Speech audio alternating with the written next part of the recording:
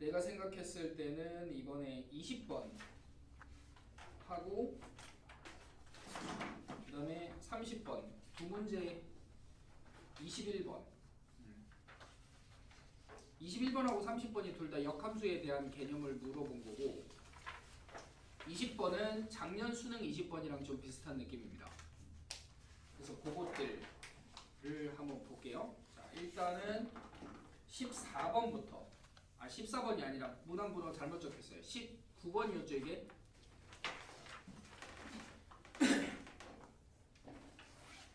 자, 해봅시다. 19번부터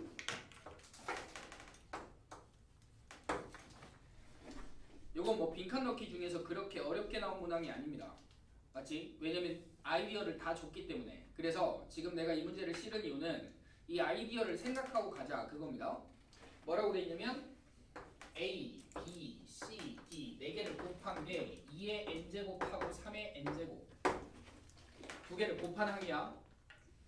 그럼 여기서 어떤 짓을 하라는 얘기요? A를 2의 거듭제곱하고 3의 거듭제곱 두 개를 곱한 걸로 표기를 해라. 이걸 기억하고 있으면 되는 거야. 여기 있는 이것들의 거듭제곱을 그냥 그대로 따라갈 것이다 이 얘기입니다. 그것만 생각하면 되겠죠? 그럼 B하고 C하고 D가 다 마찬가지다. 요 아이디어를 기억하자. 이 정도의 느낌입니다.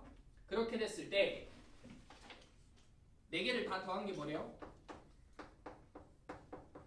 짝수라 그랬지?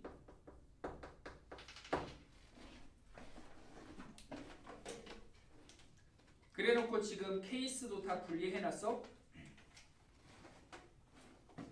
그 다음 맨 처음에 문장이 A, B, C, D는 2보다 크거나 같은 자연수다 이런 말이 있어요. 이걸 생각해야 됩니다. 남원 조건을 따질 때 요걸 남원 바로 밑에 있는 그걸 따질 때 요걸 생각해야 된다. 자, 그럼 일단 어떻게 되는 거냐면 첫 번째 조건이 뭐야? 그러게 x1 더하기 x2 더하기 x3 더하기 x4가 n이고 y1부터 y4까지의 합도 n이다. 이렇게 만들 수 있는 거죠. 그래놓고 뭐라 그랬냐면 첫 번째는 모두 짝수거나 짝수가 2개만 있다 이랬지. 그래서 첫 번째 상황은 A랑 B랑 C랑 D가 모두 짝수가 돼야 돼요. 그러려면 어떻게 돼야 돼? 3의 거듭제곱이 하나도 없어야 되죠. 왜? 3의 거듭제곱은 3의 k제곱은 무조건 홀수지. 1, 3, 9, 27 이렇게 가는 거니까. 그래서 얘네들은 그냥 하나도 없으면 되는 거고. 맞아요?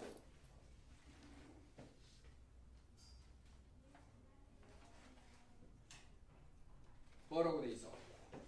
4h의 네모 하고 곱하기 4h의 n 요렇게 나온단 말이야. 그럼 어떤 상황입니까?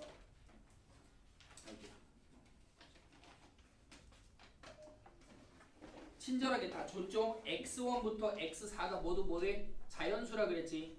어디 갑니까? 그 다음 y1부터 y4는 의미 아닌 정수가 되면 된다 그랬죠? 맞아? 즉, 뭔 소리냐면 3의 거듭제곱은 홀수기 때문에 전부 다 짝수가 되려면 2라는 숫자가 하나라도 곱해지면 그 다음부터는 짝수란 말이야. 그래서 얘네들이 1보다 크거나 같다의 조건이 추가가 되는 거죠. 그러니까 여기는 4h에 뭐 하면 돼? n에서 4 뺀 걸 쓰면 되지. 최소값이 1이니까 1 걔를 4번 빼는 거죠. 그 다음 뒤에 거는 그냥 4hn 요 방정식의 근을 구한 게 그냥 요겁니다. 그래서 가번에 들어갈 말은 n-4가 되면 되는 거고, 그 다음 두 번째는 2개가 짝수래요. A, B, C, D 중에서. 그래서 뭐라고 돼 있냐면 자연수가 2개고 0이 2개다. 여기서 자연수가 몇 개? 2개고 0이 2개다. 그래서 일단 0이 될 거 2개를 골라야 되지. 그러니까 4C2를 써주면 되고, 예를 들어봐 x1하고 x2 두 개가 0이라고 생각해. x3 더하기 x4를 한 게 얼마가 되면 돼? n이 되면 되는 거죠. 그런 상태에서 x3하고 x4는 뭐가 돼야 돼요? 자연수가 돼야 돼요. 그럼 문자가 두 개니까 2h에 n 쓸 건데 자연수 최소값 두 개를 빼주면 된다. 그런 느낌입니다. 그래서 곱하기를 하니까 여기가 나번복이다. 되나? 그렇게 됩니다. 그 다음 이때 A, B, C, D 중 홀수인 두 수는 뭐가 될 수 없다고? 1이 될 수 없다고. 그러니까 뭔 소리냐면 A, B, C, D 4개 중에 짝수가 2개였잖아. 그 다음에 홀수인 두 숫자는 1이 될 수 없으므로 그건 왜 그런 거야? 2 이상의 자연수라고 했기 때문에 그런 거지. 됐어? 그래서 y1 더하기 y2 더하기 y3 더하기 y4 그게 n인데 요걸 풀 건데 요 상태에서 뭐라고요? 1이 될 수 없으니까 여기서 두 개가 뭔 거야? 1보다 크거나 같다 이렇게 주면 되는 거야? 됐지? 그러면 어떻게 구하면 돼? 4h의 요 n인데 두 개만 1보다 크거나 같으니까 마이너스 2만 하면 되는 거지. 그래서 마지막 답원 보기는 여기가 답니다. 그래서 식도 간단하고 그냥 대입한 계산도 상당히 깔끔한 문제였어요. 그래서 계산해보면 14 이렇게 나옵니다. 자, 그 다음에 이제 20번 제대로 풀어볼게요. 자, 봐봐. 공간에서 서로 다른 점 5개 A, B, C, D, E가 있다 그랬는데 다음 조건을 만족시킨대. 가번 모든 선분의 길이가 얼마? 1이다. 이렇게 된 거야? 그럼 선분의 길이가 1짜리인 게 이렇게 움직일 수 있다는 얘기지. 그럼 뭘 생각하면 돼? 1이나 9를 생각하면 되는 거야. 그럼 그림을 그려갖고 우리가 문제를 풀기가 한층 수월하다고. 떨어진 거리가 항상 1로 일정하다 이런 얘기니까. 됐죠? 그 다음 A, B, C, D, E가 5개가 다 움직인다고 생각하면 이게 힘들어져. 몇 개를 고정시킨 상태에서 나머지 것만 이렇게 회전을 시켜주는 게 편하다. 그리고 뭐라 그랬냐면 A, B하고 B, C가 수직이래요. 그 다음에 C, D하고 D, E가 수직이래요. 그러니까 요렇게 갔을 때 직각삼각형이 나오고 요렇게 갔을 때 직각삼각형이 나온다는 얘기지. 즉 이걸 따로 그리면 이런 느낌이야. 여기가 B고 A고 C입니다. 직각입니다. 그럼 A, B, C 갖고 무조건 하나의 평면을 만들 수 있어. 되죠? 그 다음 얘도 마찬가지로 B고 C고 E입니다. 여기가 직각이지. 그럼 이거 갖고도 무조건 뭘 만들 수 있어? 하나의 평면을 만들 수 있어. 왜? 수직하는 직선 두 개가 이렇게 딱 있으니까. 그런 다음에 C라는 점하고 C라는 점을 붙여라 이 얘기인 거죠. 이해되나? 즉 직각삼각형 두 개를 그냥 이 한 점을 공유하면서 붙여갖고 내 맘대로 도형을 만들어라 이런 뜻입니다. 공간이기 때문에. 됐죠? 그거밖에 조건이 없어. 그래놓고 기억은 A2 벡터의 크기의 최대값이래. 벡터의 크기의 최대값, 내적의 최대값.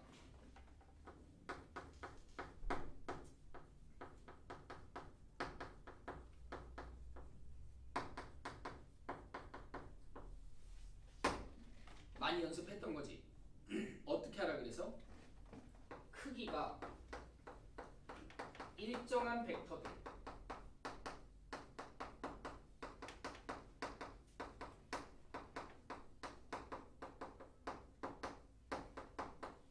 이렇게 만든다 그래서 크기가 일정한 벡터들만 들어있게끔 이렇게 쭉 쪼갠다 그랬어요.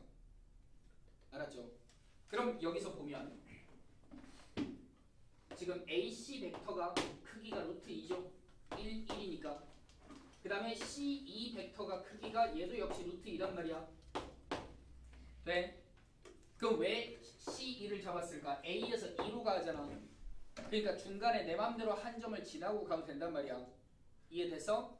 그럼 왜 하필 C를 잡아? A에서 B로 가면 B로부터 C까지 거리는 그림이 어떻게 된지에 따라서 다 바뀐단 말이야. 이해되지?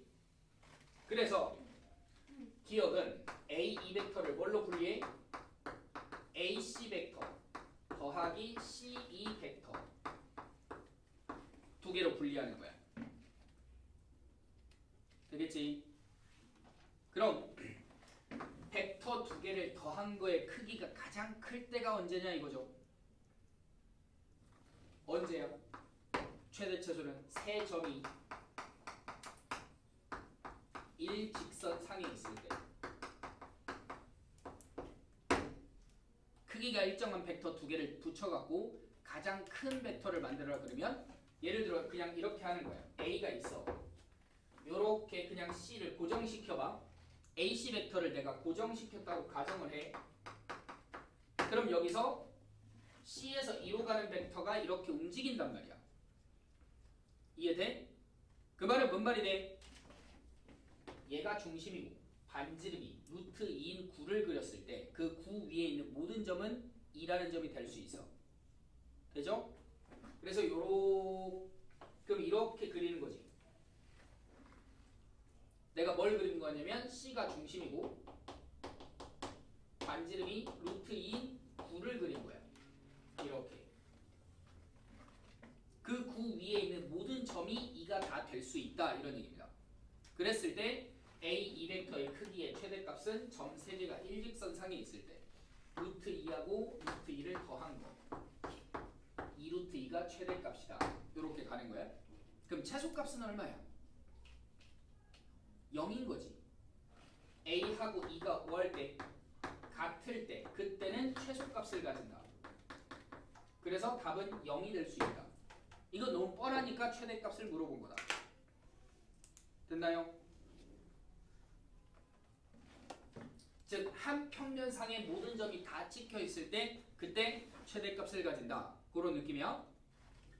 그럼 이제 니은은 기억은 참이 돼요? 그러니까 이 문제가 답이 좀 독특했지. 지금까지 이런 문제가 기억만 답인 게 단 하나도 없었단 말이야. 그래서 그런 생각을 했을 수도 있어. 분명히 니은 디귿이 틀렸는데 특히 니은이 조금 애매하거든. 니은이 조금 애매하거든. 그러니까 아씨 설마 기억만 답일까 해서 3번으로 찍어갖고 틀린 학생들도 많을 거예요.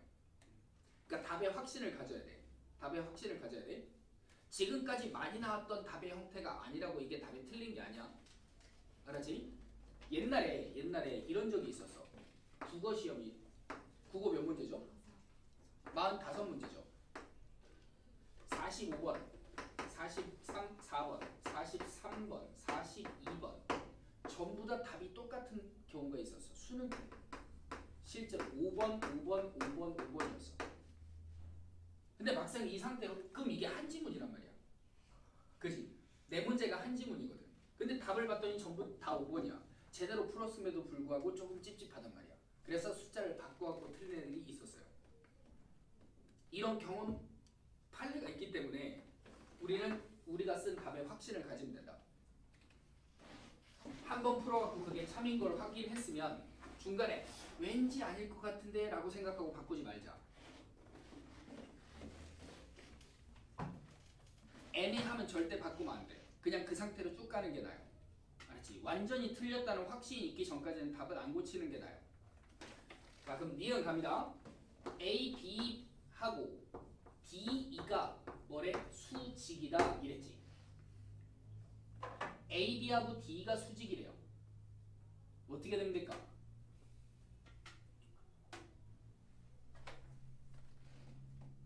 그러면 BC랑 CD는 수직입니다. 이랬단 말이야.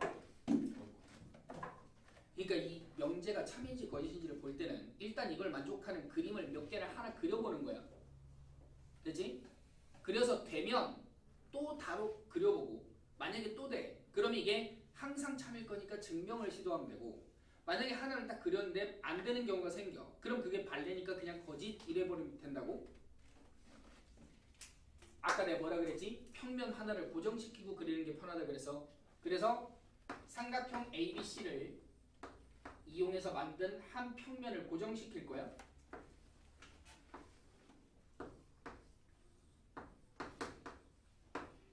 이렇게 돼 있어요. 돼요? 그 상태에서 CD이라는 직각삼각형을 놓다가 갖다 붙여야 되는데 A, B하고 D, E하고 뭐 하다고? 수직한다고. 이걸 공간에서 생각하라는 얘기야. 만나지 않아도 수직할 수 있잖아. 그지?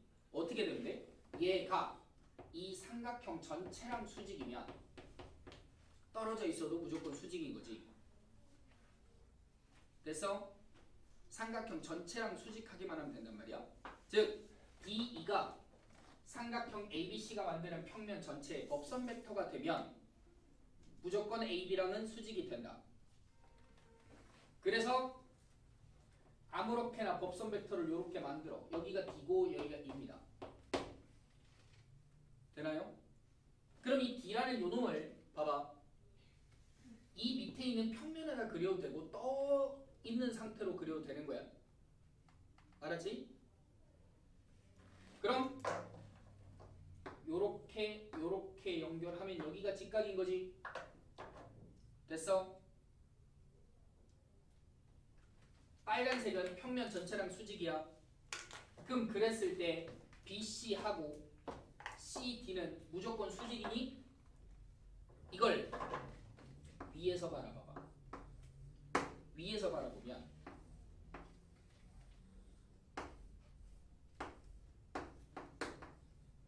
이렇게 되겠지. 그 다음 D2를 내가 뭘로 잡았어? 법선 벡터로 잡았잖아. 그럼 그걸 위에서 바라보면 D라는 이 빨간색 선분 자체가 뭘로 보여? 그냥 하나의 점으로 보이겠지. 그럼 그 점 얘는 어디 있어야 돼? 아무데나 있으면 되지. C로부터 떨어진 거리가 얼마만큼? 1인 요 위에 아무데나 있으면 되죠. 그럼 이게 1이니까 아까 내가 뭘 그리라 그랬어? 원이나 구를 그리라 그랬어. 그럼 여기서 길이가 1만큼 떨어지면 이렇게 원을 그릴 수 있단 말이야. 이해돼? 그럼 이 빨간색 원 위에 뭐가 있는 거야? D2라는 선분이 있는 거야. 이렇게 서 있는 거예요. 이렇게. 됩니까? 이해됐어? 그럼 D는 여기 써도 되고 여기 써도 되고 여기 써도 되고 아무데나 있어도 되지. 그럼 그때 BC하고 수직하는 경우도 있는데 아닌 경우도 존재한다. 그래서 항상 참은 아니다. 그러니까 얘는 거짓말이다. 이렇게 가는 거야. 됐죠?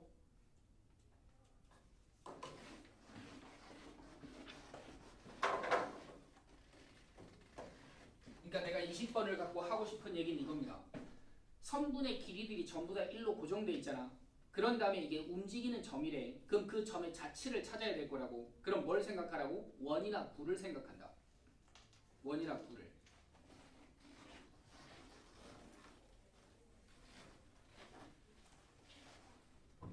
그럼 이제 디귿. 디귿은 뭐냐면 AB하고 CD가 수직이야. 그 다음에 BC랑 CD가 그대로 수직입니다. 그럼 뭐가 떠올라? 공간도형에서 우리가 제일 먼저 하는 게 이거죠. 어떤 하나의 고정된 직선이 서로 다른 두 개의 직선이란 거에 수직이라고. 그러면 CD는 요놈하고 요놈으로 만드는 평면 삼각형 ABC하고 수직이다 이거죠. 하나의 직선이 어떤 또 다른 직선 두 개랑 수직이야. 그럼 그들로 만드는 평면 전체랑 수직이다. 그런 뜻입니다. 그래서 이걸 그림을 그리면 똑같이 이렇게 그려 내 맘대로 여기가 A고 여기가 B고 여기가 C야. 직각이야. 그런 상태에서 CD는 이 평면을 뭐라고 그럼? 법선이라고 생각하면 된다고. 그러니까 여기서 이렇게 쭉 위로 올라가서 D가 있는 거야. 이 평면 전체랑 수직입니다. 되죠? 그럼 이제 CD하고 뭐가 수직이야? D2가 수직이지. 맞죠? 그럼 여기서 이렇게 2를 가면 이게 수직이잖아. 근데 반대로도 2를 갈 수 있지. 즉 요놈이 반지름이 되고 D가 중심인 원을 하나 그리면 된다고. 이 원 위에 한 점이 2가 되는 거야. 그러니까 디귿 보기의 조건을 보고 이런 상황이라는 걸 생각할 수 있어야 된다. 그런 다음에 이제 문제에서 구하는 거 뭐야? AC랑 AE의 내적의 최대값을 구하래. 그러니까 기억하고 똑같아요. AC 벡터와 AE 벡터의 내적의 최대값을 구하라. 그럼 역시 크기가 뭐한 일정한 벡터들의 결합으로 나타내고 각도만 갖고 풀 것이다. 그럼 지금 AC 벡터는 고정된 벡터로 봐야 되는 거지? 얘는 고정된 벡터야? 왜? E가 움직인다고 생각하고 풀면 되니까. 됐어요? 그럼 AE는 A에서 E로 가는 요런 벡터지. 많이 했던 거죠. 원 위를 움직이는 한 점이 있고 밖에 한 점이 있으면 연결한 벡터를 구할 때는 어떻게 풀어? 중심을 지나게끔 쪼갠다 그래서. 그래서 얘를 A에서 D로 바로 가는 벡터로 생각해도 돼. 그래도 되고 AC로 갔다가 C에서 D로 갔다가 D에서 E로 가는 벡터 이렇게 분리해도 괜찮아요? 됐어?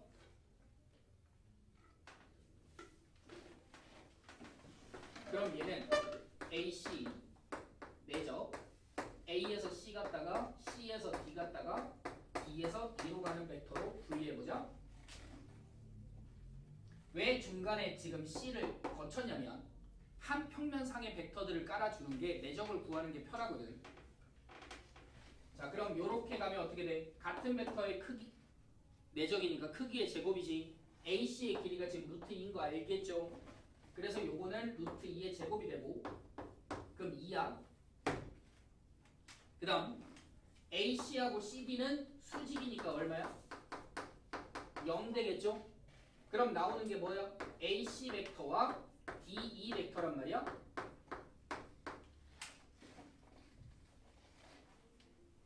그럼 어떻게 만들어? 이것도 위에서 바라보면 A가 있고 C가 있어. 길이가 루트 2야. D하고 C하고 이렇게 그대로 평행이동 시키면 정사형 시키면 똑같으니까 반지름이 얼마? 1인 원을 C를 중심으로 해서 그리면 되지. 그럼 여기에 E-가 있으면 CE- 벡터와 DE 벡터는 같은 벡터지. 됐죠? 그럼 그냥 이거네. 원 밖에 한 점으로부터 원 위에 있는 점까지 거리가 언제 제일 클 거냐 이거죠. 즉 내적이 언제 제일 커질 거냐 이거지. AC 벡터랑 CE 벡터 이렇게 가는 거니까 어서 오세요. 그럼 언제죠? 역시 한 직선 상에 있을 때. 여기가 2가 됐을 때. 그때 최대값을 가진다. 그럼 여기가 2일 때는 최소값을 가지는 거야. 맞지? 그래서 최대값은 크기 루트 2하고 요놈의 크기 1 두 개를 뭐한 거? 곱한 거 루트 2가 될 거다. 그래서 두 개를 더한 게 최대값입니다. 그러니까 디귿이 틀렸다.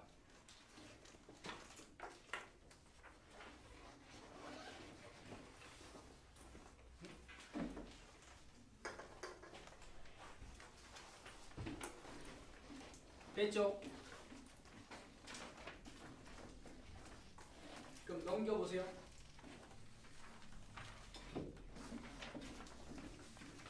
넘겨보시면 작년 수능 20번 문제를 내가 갖고 왔습니다. 이거 풀어본 기억납니까?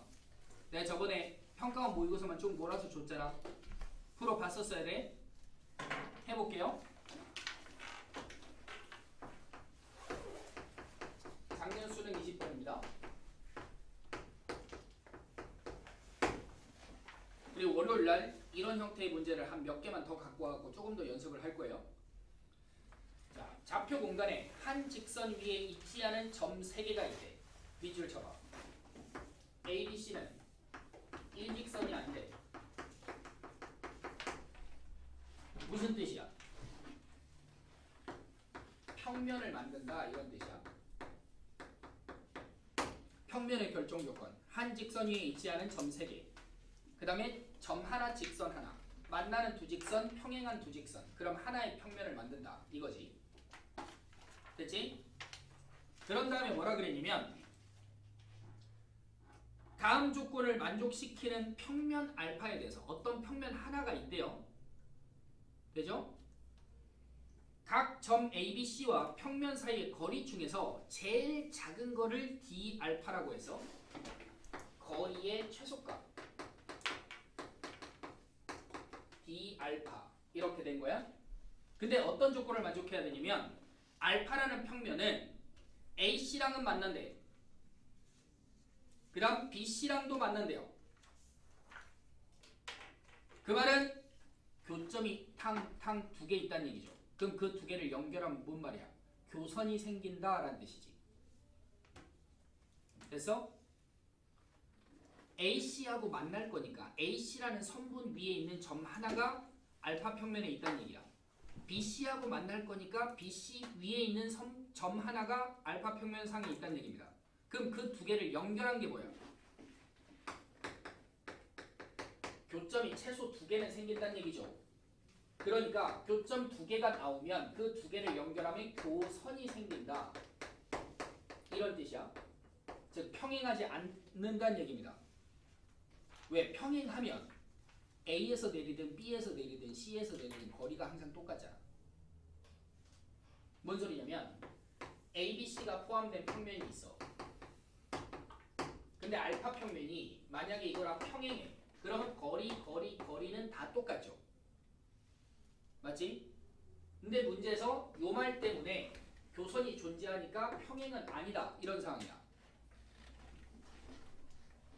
그럼 두 평면이 만나서 교선을 가진다는 얘기죠. 그래서 어떻게 그릴 거냐면 요렇게 한번 그려볼 거야.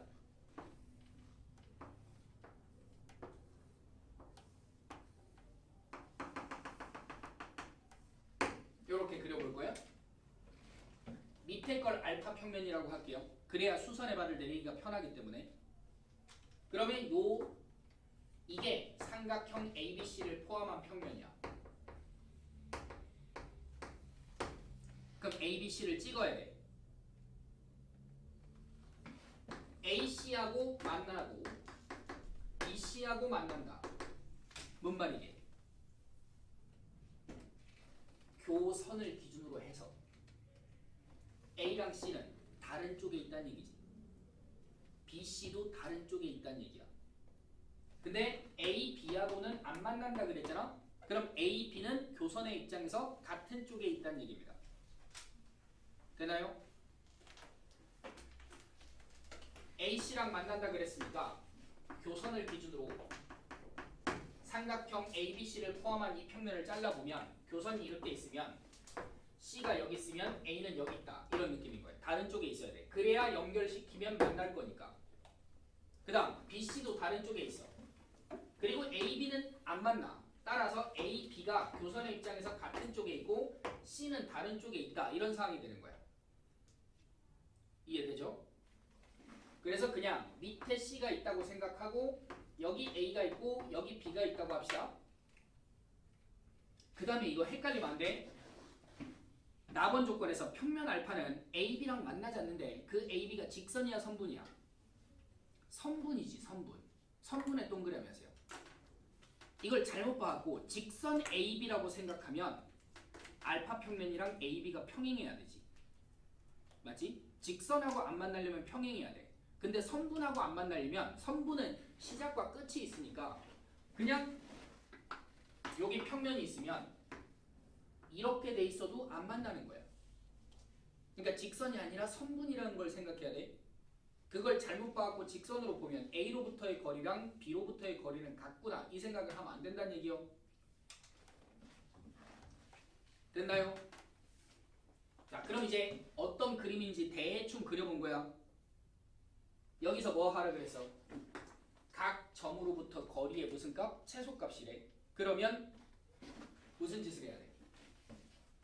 A하고 B하고 C에서 알파 평면에 수선의 발을 내려야 되지. 그 중에 제일 작은 거예요. 되나요? 그럼 A, B, C라는 점에 따라서 어떤 게 작고 큰지가 결정이 나겠죠? 맞아? 예를 들어봐. 가정이야. A에서의 거리가 최소라고 해보자. B하고 C는 더 크다고 그냥 내 맘대로 가정을 하는 거야. 그럼 여기서 이렇게 수직으로 내려 깔려. 요게 D알파인 거지. 맞아요? 근데 이걸로 끝이 아니야. 그 다음 뭐라 그랬어? 박스 조건을 만족시키는 평면 알파 중에서 D알파가 뭐 한 거? 제일 큰 평면을 또 베타라고 한다. D알파가 최대가 되는 거를 베타 평면이라고 얘기를 하는 거야. 즉 ABC 중에 A에서 제일 작다고 가정을 했을 때 요 길이가 가장 커지려면 어떻게 될 것이냐 이 얘기입니다. 평면의 수선의 발을 내릴 때는 어떻게 하는지를 생각해봐. 여기서 교선의 수선의 발을 내릴 수 있지. 그럼 요렇게 연결하면 여기가 자동 직각이고 이게 무슨 삼각형이야? 직각삼각형 맞죠? 네?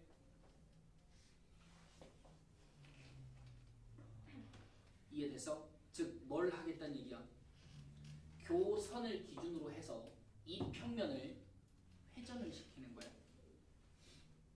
네? 다시 교선을 기준으로 삼각형 ABC를 포함한 이 평면을 회전을 시키는 거야. 그랬을 때 거리가 제일 뭐한 거? 큰 걸 찾아라 이거지.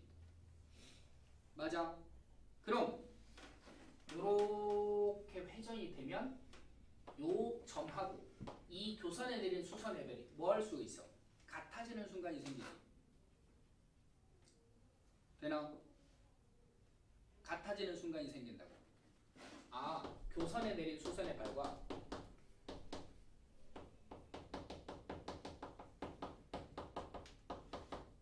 평면에 내린 수선의 발이 같을 때 그게 언제지?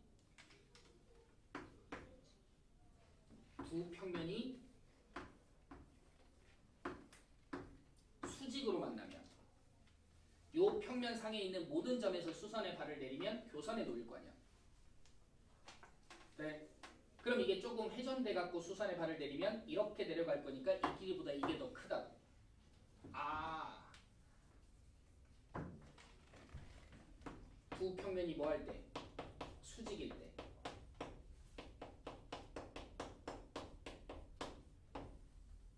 이거라. 그걸 모를까봐 기억에서 힌트를 준 거야. 기억에서 뭐라 그랬어?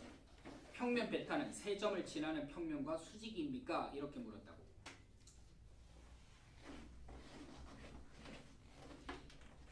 요 삼각형이랑 뭐가 돼야 된다고? 수직이 돼야 된다고. 되지? 됐어? 요 삼각형하고 요 알파하고 뭐하는 순간? 수직하는 순간. 즉 얘를 이렇게 그리면 이렇게 수직하게 평면을 그렸을 때 이게 베타. 그러면 여기서부터 교선까지 거리가 수선의 발, 평면까지 수선의 발이랑 똑같으니까 D 알파 이렇게 된다. 됐나? 그럼 이건 D 베타라고 써야 되겠죠? 왜? 베타 평면까지의 거리니까. 맞지? 그래서 우리가 찾아야 될 거는 두 평면이 뭐 할 때? 수직할 때다. 이걸 기억을 이용해서 힌트를 얻어서 찾아야 돼. 그래서 기억이 참입니다. 그걸 이용해서 이제 니은 디귿을 풀어봐라 이런 뜻이야. 사실 여기까지가 어려워요. 이 문제를 보고 이런 그림을 그리고 그 다음에 D알파가 최대가 되는 경우가 아, 요 삼각형하고 이 평면하고 수직할 때구나. 그걸 찾아내는 데까지가 시간이 상당히 걸립니다. 그래서 요까지를 연습을 잘해야 돼. 그럼 이제 그 다음에 니은하고 디귿입니다. 니은이 별입니다. 니은이 별입니다.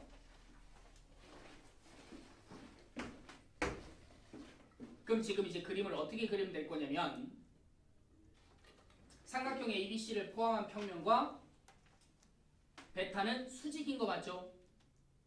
그지? 그랬을 때 얘는 베타 평면 상에 있는 선분으로 표현되는 거 맞지?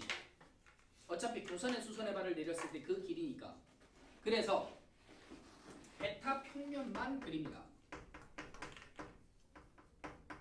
아무렇게나 그려. 베타 평면을 그려. 그런 다음에 점 3개를 아무거나 찍어. A, B, C라고. 됐어? 아 미안. 베타 평면이 아니라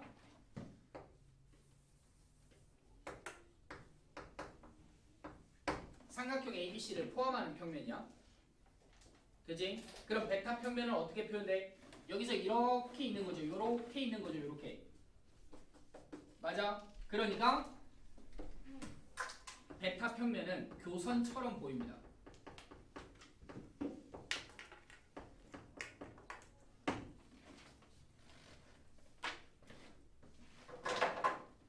자 그럼 이제 가정을 해. C가 밑에 있다고 가정을 할게. A가 여기 있다고 가정을 해보자.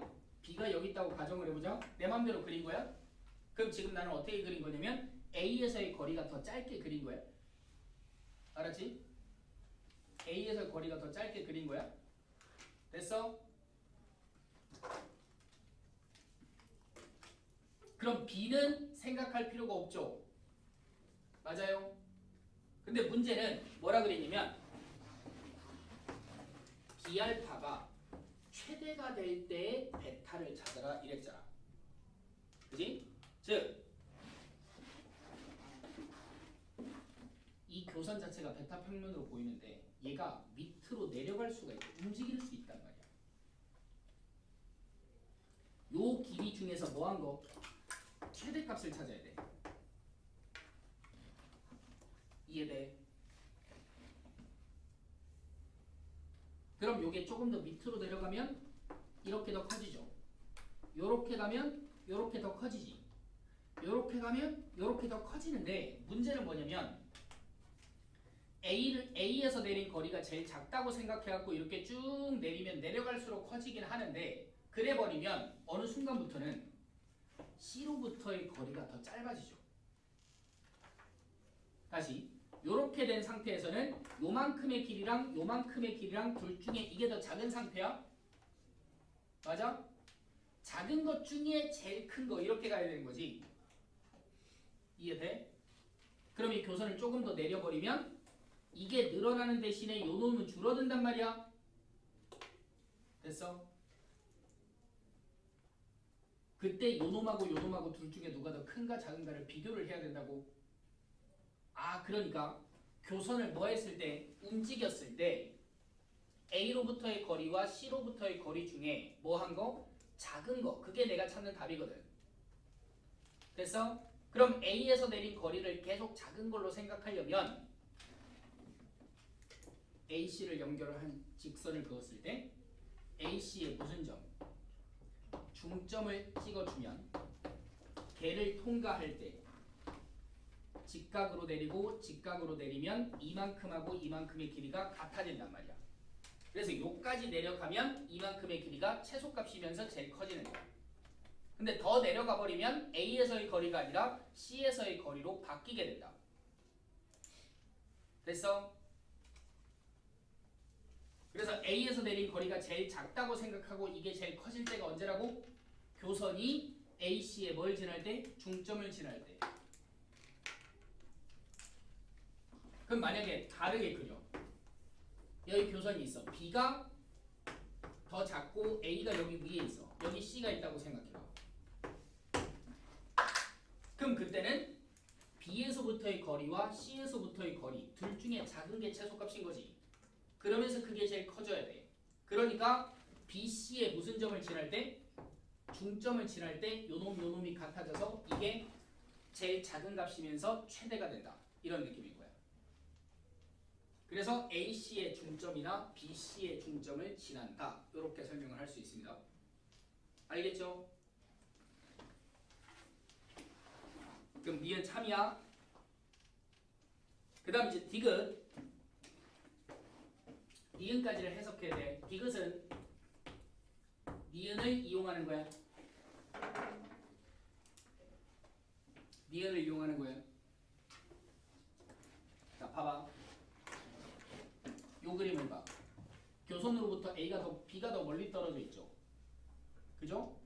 그러면 내가 찾는 D 베타는 답이 뭐야? AC의 길이를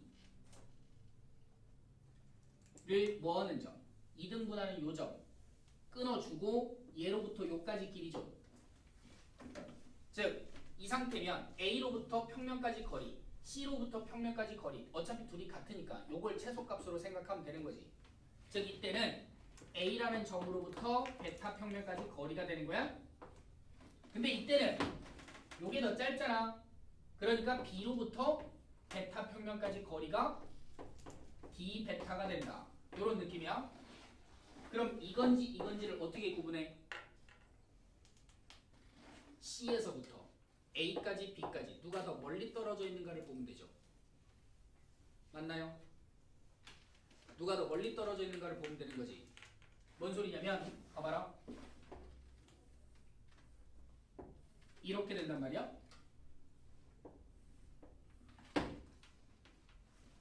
뭔 소리냐면 C로부터 교선까지 거리는 일정하잖아.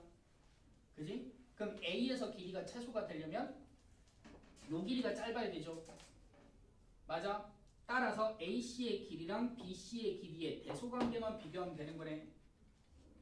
AC가 더 짧으면 A에서 최소고 BC가 더 짧으면 B에서 최소가 되는 거라고. 그러니까 이것은 AC라는 선분의 길이와 BC라는 선분의 길이의 대소 비교만 하면 되는 거야. 문제에서 뭐래? DB는 점 B와 베타 평면 사이의 거리랑 같다. 그러니까 요 상황이죠. 요 상황인 거지. 그러니까 요걸 만족하면 디귿은 참인 거고 반대로 BC가 더 커. 그럼 그때는 거짓인 거죠. 그때는 A로부터의 거리가 최소값인 거지. 맞아? 그럼 AC만 구하면 돼. AC 얼마야? 루트의 4 더하기 4. BC의 길이는 루트의 4 더하기 잠깐만 뭐 한 거야? AC AB를 구했어. 미안해. AC의 길이가 얼마죠? 0의 제곱 4의 제곱이죠. 그러니까 4지. 그럼 BC의 길이는 4 더하기 4니까 루트 8이네. BC가 더 작죠? 그래서 디귿은 참이다. 됐습니까? 이거 내가 6월달에 모의고사 보고 나서 문과 6월 29번이 좀 특이하게 나왔다 이런 얘기를 했었는데 기억납니까? 그거죠. 그거. 무슨 말이냐면 네, 개념 정리를 해갖고 기억하고 있어야 돼. 봐봐. A라는 집합을 x가 원소고 fx하고 f 역함수를 가진다. 이렇게 줍니다. 이게 뭔 말이게? 원함수 역함수의 교점의 x좌표를 방정식의 근으로 가진다. 그거지? 그거랑 집합 B를 x가 원소고 fx하고 역함수 대신에 무슨 함수? 항등함수 y는 x를 갖고 와.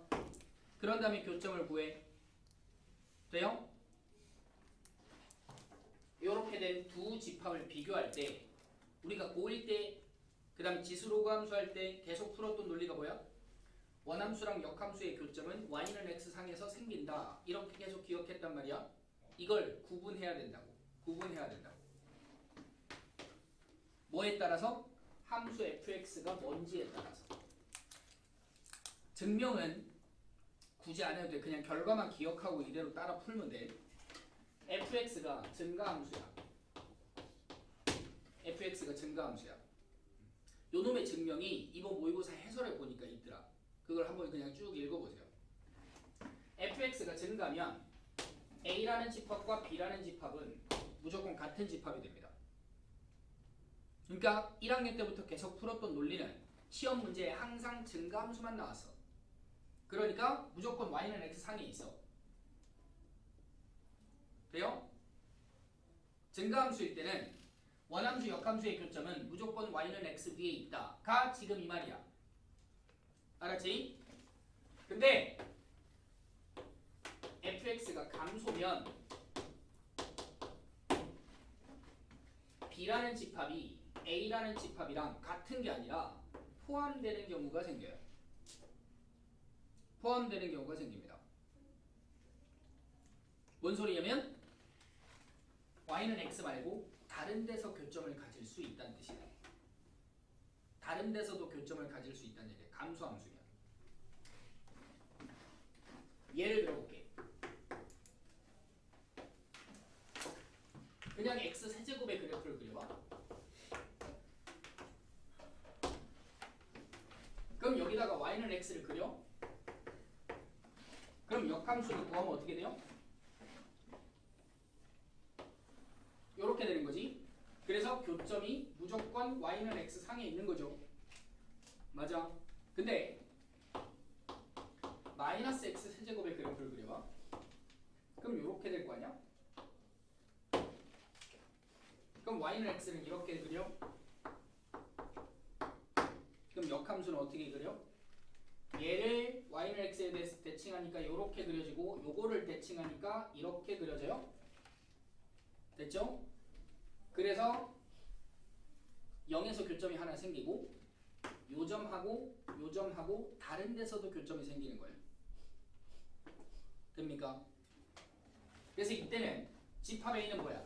근이 3개지. 근데 집합 B는 뭐야? 1개밖에 없잖아. 그러니까 포함된다라고 얘기를 하는 거야. 근데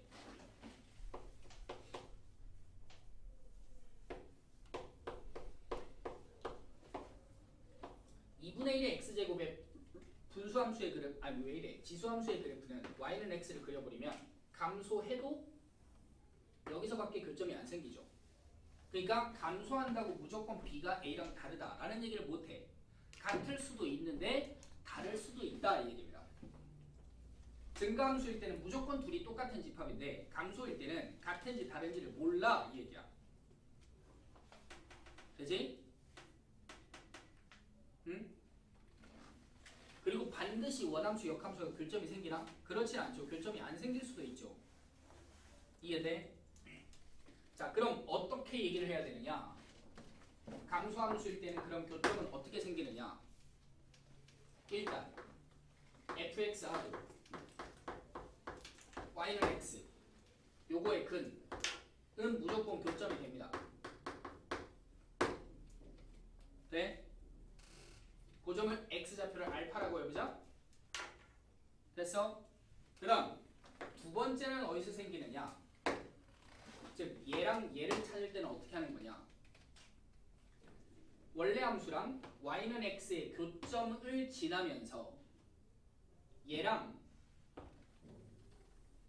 수직하는 직선 위에서 교점이 생기게 돼요. 다시 원함수랑 y는 x의 교점을 지나면서 요 y는 x랑 뭐하는 수직하는 직선 위에서 교점이 생기게 돼요. 그래서 기울기가 얼마? 마이너스 1이고 알파 콤마 알파를 지나는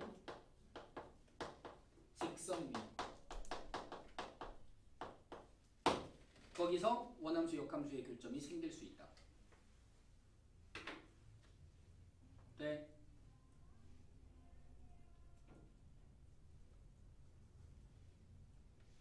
이해되나요? 그럼 이걸 내가 A라고 하고 이걸 내가 B라고 해봐. A, B의 관계는 무슨 관계야? Y는 X 대칭 관계야. 즉 Y는 X 말고 다른 데서 교점이 생기면 항상 그게 뭘로 생긴다고? 쌍으로 근이 생기고 둘은 Y는 X 대칭 관계가 된다. 그래서 얘를 알파 콤마 베타라고 해주면 요 놈은 무조건 베타 콤마 알파가 됩니다. 알겠지? 그래서 우리가 기억할 건 감소함수일 때는 일단 요 방정식의 근을 구하고 그 다음 두 번째 기울기가 마이너스 1이면서 그 근 알파 콤마 알파를 지나는 직선하고 함수하고의 관계도 찾아야 된다. 그러니까 식으로 쓰면 어떻게 돼? fx하고 마이너스의 x 빼기 알파 더하기 알파 이거의 근 이것도 찾아줘야 된다는 얘기야. 감소함수는.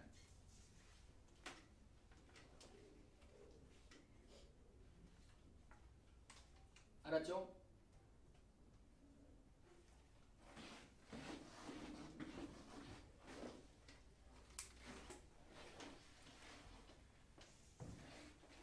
자, 그럼 이제 갑니다. fx가 마이너스의 x제곱 플러스 1분의 k 곱하기 x 세제곱이래.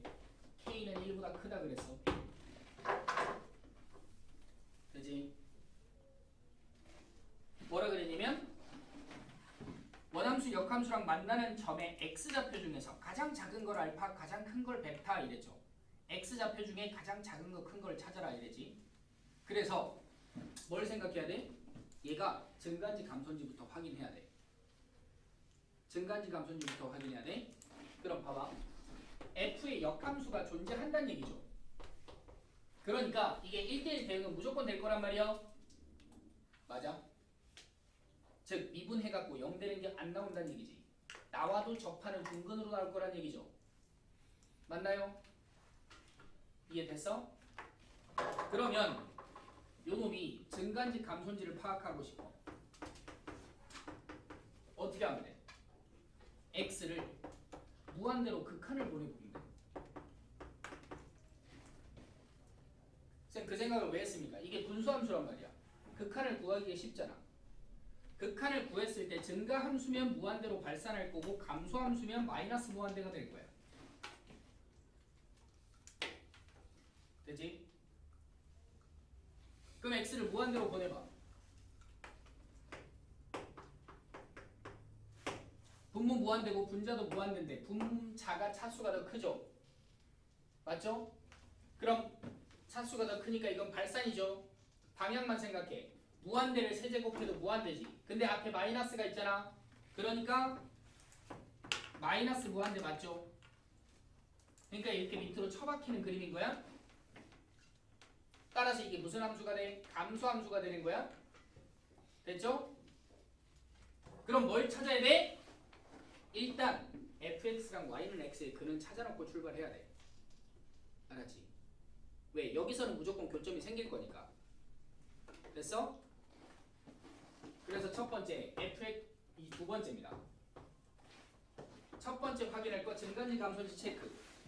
두 번째는 fx랑 x랑의 근을 찾는다. x 세제곱 제곱 플러스 1분의 마이너스 k 곱하기 x 세제곱은 x다. 이렇게 됩니다. 그러면은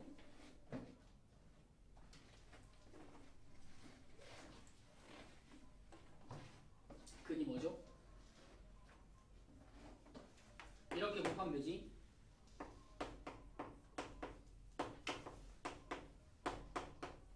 이렇게 되네요. 넘겨주면 k 플러스 1 곱하기 x 세제곱 더하기 x는 0 이렇게 되는 거 맞죠?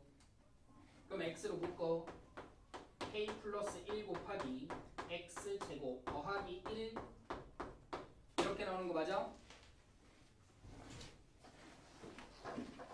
그럼 뒤에 있는 요 2차 방정식이 허근 가지는 거 알겠죠? 그래서 근은 0 하나밖에 없어. 맞지? 즉 그림을 그리면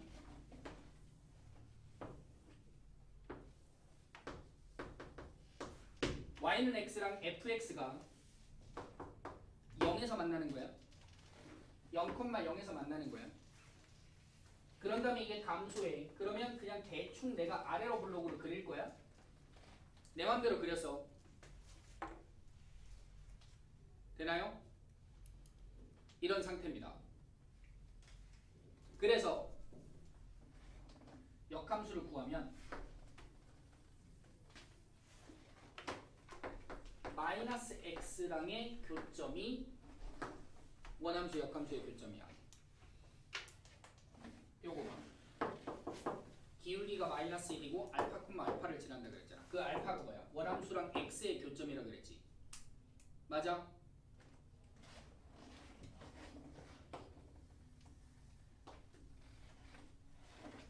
쌤 만약에 교점이 안 생기면 어떡합니까?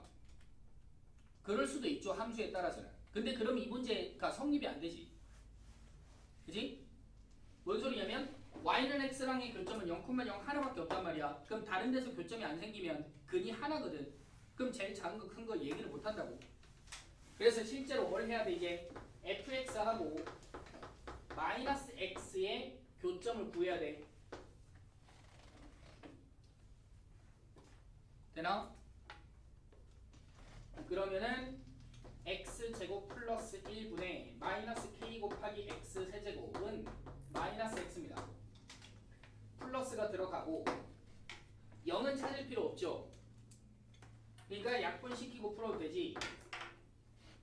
그러니까 kx제곱은 x제곱 플러스 1입니다. 넘겨주면 k 마이너스 1 곱하기 x제곱은 1이 됩니다. 따라서 x는 플러스 마이너스 루트의 k 빼기 1분의 1이다. 이렇게 나오네. 됐어? 아 그래서 베타가 뭐야? 루트 k 마이너스 1분의 1. 알파는 뭐야? 마이너스 루트의 k 마이너스 1분의 1입니다. 되겠지?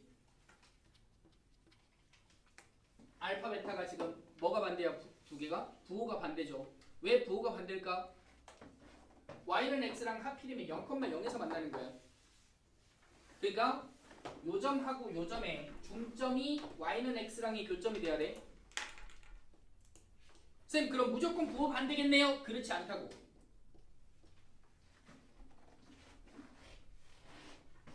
A, B 이렇게 쓰면 A, B의 중점은 fx하고 x에 만나는 이 교점, 그게 중점이라고. 무슨 소리냐면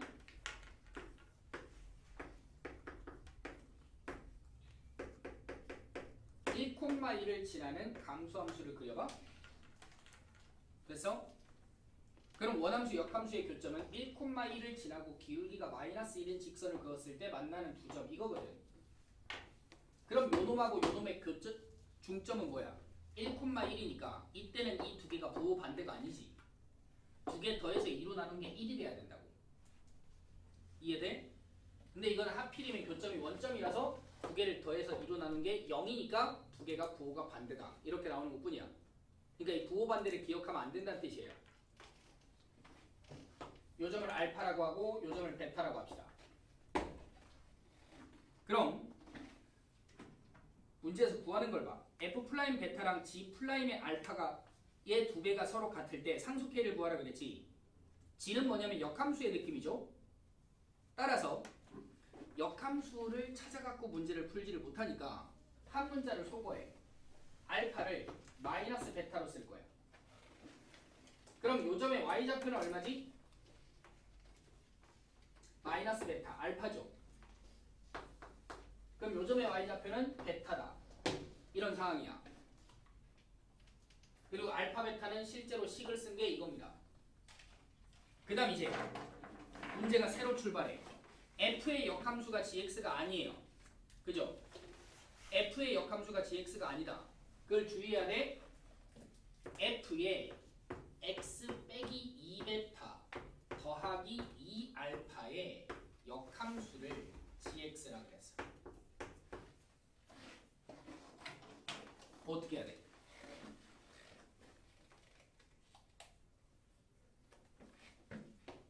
어떤 바뀐 함수의 역함수를 gx라고 두면 무슨 식을 쓴다 그러지? 두 개를 합성한 게 항등함수다. 이걸 만드는 거예요.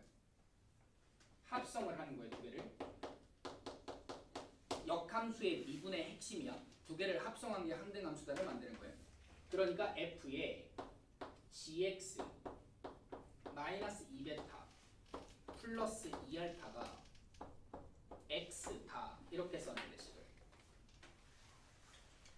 됐나?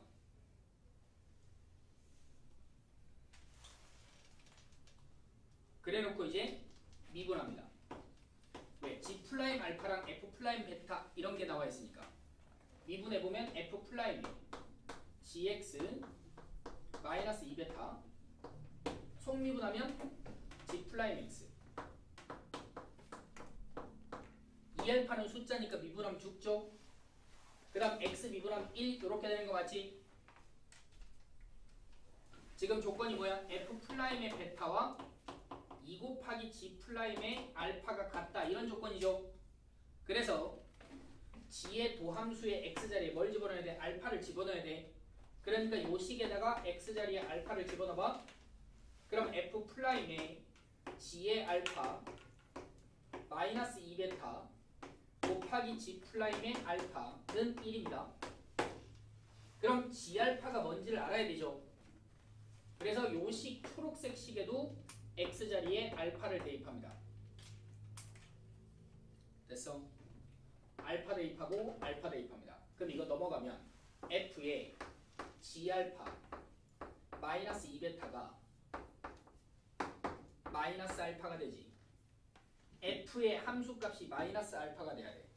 f의 함수값이 마이너스 알파가 돼야 되니까 요 놈이죠. 맞아요? f의 함수값이 마이너스 알파가 돼야 되지. 마이너스 알파가 뭐였어? 베타였다고. 그럼 그걸 만족하는 x는 마이너스 베타란 말이야. 즉 가로 안에 있는 요 값이 마이너스 베타라고. 되나? 이해돼?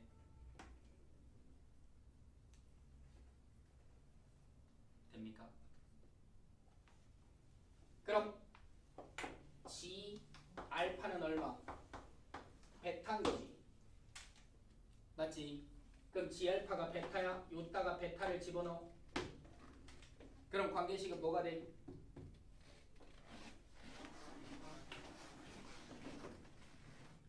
이거 지우지 말자. 도함수 써먹어야 되는데. 기억나죠? f 플라임의 베타 아니지. 요식을 쓰고 있어. 베타에서 2베타를 빼니까 마이너스 베타가 되죠. 그 다음 곱하기 g 플라임 알파 곱하기 g 플라임 알파가 얼마? 1이다. 요런 관계식이 나온 거야. 그 다음에 문제에서 주어진 조건이 뭐야? f 플라임 베타는 2 곱하기 g 플라임 알파랑 같다. 이겁니다. 두 개를 연립해 주는 거야. g 플라임을 찾기가 귀찮죠. 그리고 역함수의 미분은 우리가 어떻게 풀어? 원함수의 미분을 역수로 푸는 거지. 그러니까 g 플라임 알파를 소거할 거야. 요따가 집어넣어. 그럼 f 플라임의 마이너스 베타 곱하기 어떻게 되죠? 2분의 f 플라임의 베타 걔가 1이죠. 즉 f 플라임의 마이너스 베타 곱하기 f 플라임의 베타 그게 얼마? 2가 된다. 이걸 만족하는 상수 K를 구하라. 이게 답인 거야.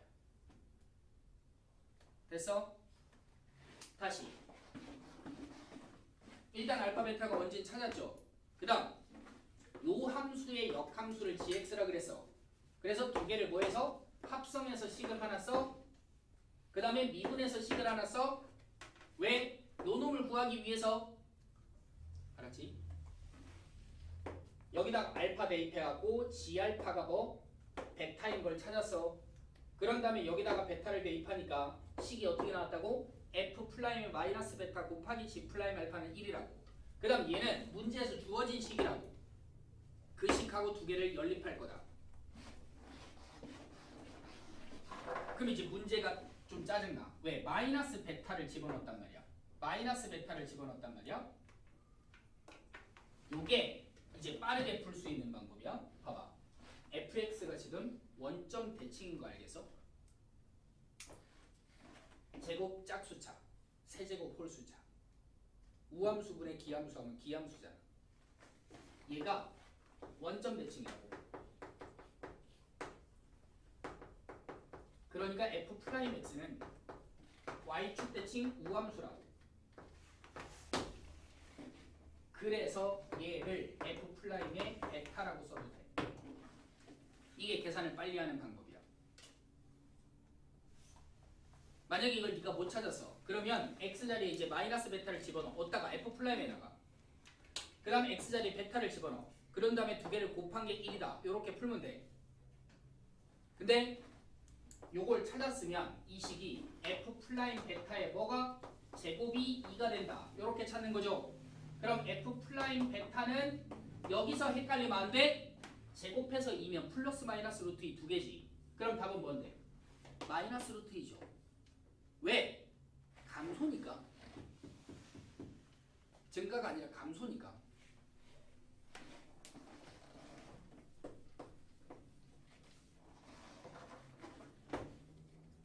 fx가 감소니까. 그럼 이제 뭘 구하면 돼? f를 미분해서 루트 k-1분의 1을 대입한 게 마이너스 루트 2가 된다. 요 방정식의 근을 찾아라. 이 얘기입니다. k를. 이 다음부터 그냥 계산이야. 실제로 미분을 한 다음에 뭐에? 루트 k-1을 집어넣으면 된다. 알았지?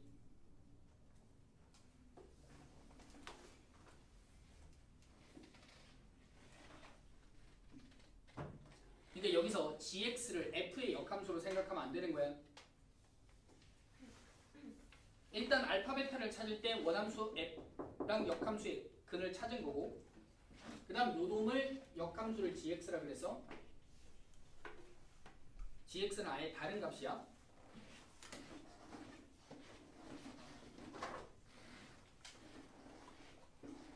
되나요? 자, 그럼 이제 미분해갖고 대입만 하면 되죠? 미분해봐. f'(x) 구하면 이건 니네가 할 수 있겠지? 이 정도야 못할까? 미분하면 돼. 미분해봐. f'(x는 x제곱 플러스 1 전체 얼마? 제곱분의 분자 얼마? 분자 미분하면 마이너스를 한꺼번에 쓰자. 마이너스 kx 세제곱을 미분하면 마이너스 3 곱하기 kx 제곱이고, 분모 그대로 x제곱 플러스 1이고, 그 다음 마이너스 붙이고 분자 그대로 플러스 k 곱하기 x 세제곱, 그 다음에 분모 미분하면 뭐지? 2x 이렇게 붙죠? 됩니까? 그러면 x제곱 플러스 1 전체 제곱분의 분자가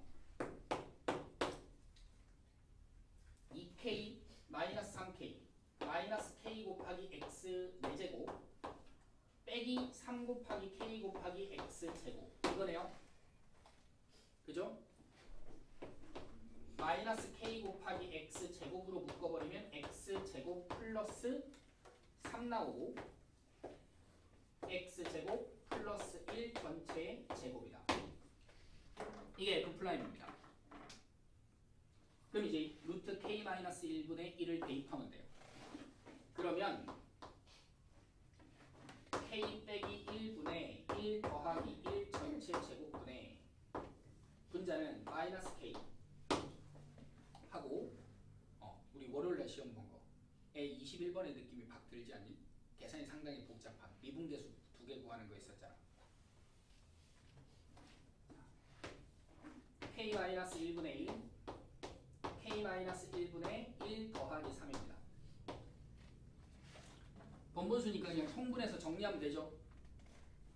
정리해주면 k 빼기 1 전체 제곱분의 이거 통분하면 어떻게 돼? k 제곱 나오지. 요 놈은 이거 통분하면 k 빼기 1분의 3k 마이너스 3 플러스니까 마이너스 2가 나와. 그럼 분모가 k 마이너스 1 전체 제곱이고 마이너스 k가 있고 그 다음에 3k 마이너스입니다. 죽어 약분해. 그럼 이제 답은 k분의 2 마이너스 3k야. 그게 얼마? 마이너스 루트 2다. 이렇게 풀면 되겠지? 곱하면 마이너스, 넘기면 2는 k로 묶어버리면 3 플러스 루트 3 마이너스 루트입니다. 그래서 k 값은 3 빼기 루트 2분의 2가 된다. 그래서 유리하면 답이 2번이다. 그렇게 푸는 거야. 알았죠?